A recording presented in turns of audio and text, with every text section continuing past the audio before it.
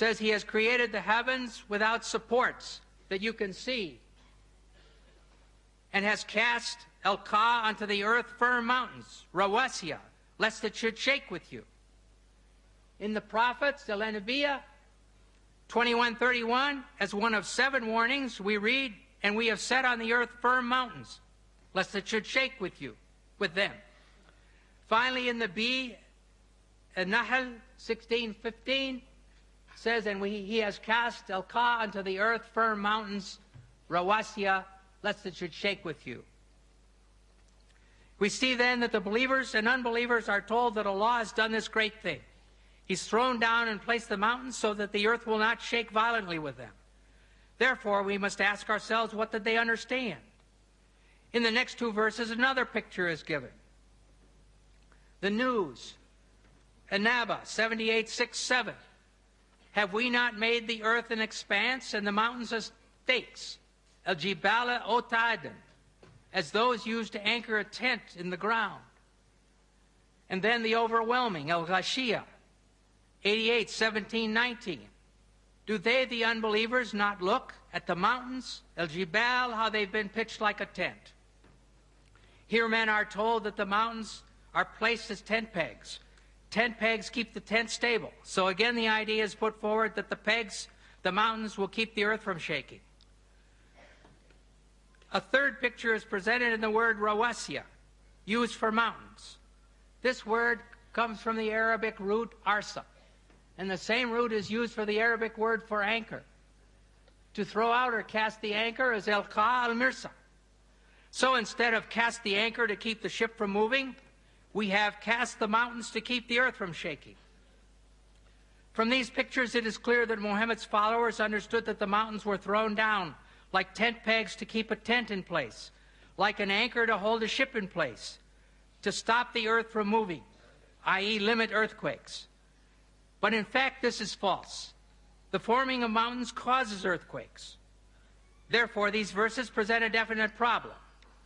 Dr. Maurice Bukai recognized this and discussed them in his book, The Bible, the Quran, and Science.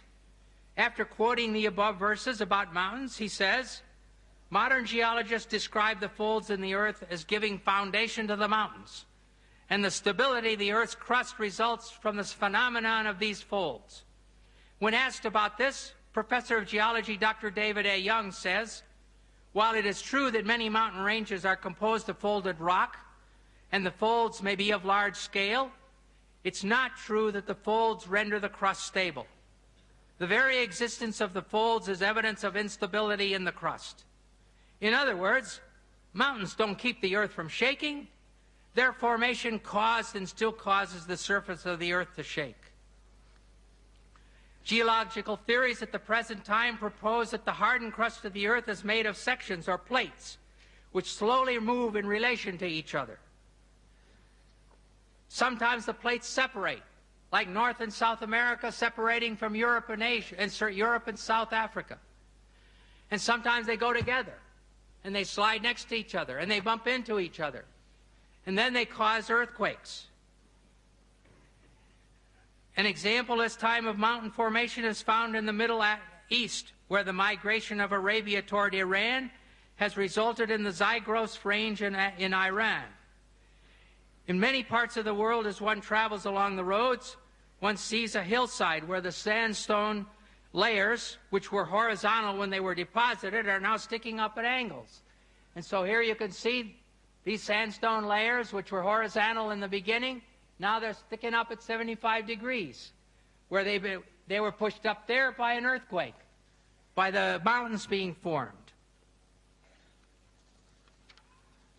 Sometimes the plates get caught on each other and stop sliding. During this period, great forces are built up. When the forces of friction are overcome, the piece of plate that was stuck lurches forward, causing the shock wave of a thrust quake. And all of a sudden it goes thunk like this. In a recent earthquake, it was calculated that the Cocos plate in Mexico suddenly jumped forward 3 meters. Well, if your house suddenly jumped 3 meters, it would be a catastrophe. Another type of mountain is that formed by volcanoes. Lava and ash from inside the earth are thrown out and piled up until a high mountain is formed. even from the bottom of the sea. And we can see this kind of action in this picture. I hope you can see it. Not clear, is it?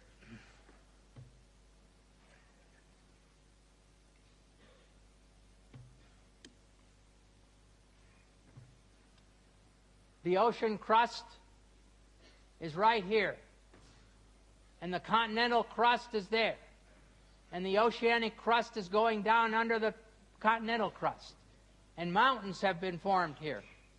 Here's a volcano, and here is the magma, or the molten rock, going up through the volcano. And here's another volcano with magma going up. And so this is how the mountains are formed and earthquakes are formed.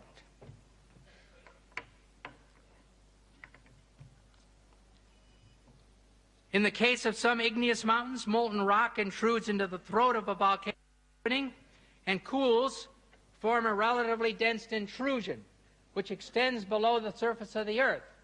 So if this got stuck and sealed, then it would be like a plug. However, it's not a root. It does not bear the weight of the mountain. It's really a plug. Therefore, on occasion, pressure builds up under the plug, and the volcano explodes, as happened in the South Pacific at Krakatoa in 1883, when the whole island was blown away. And it happened in Mount St. Helena in our days, when the mountain was blown away. We can conclude from this information that mountains were formed originally with movement and shaking, and that now, in the present, earthquakes are caused by their continued formation. When the plates buckle,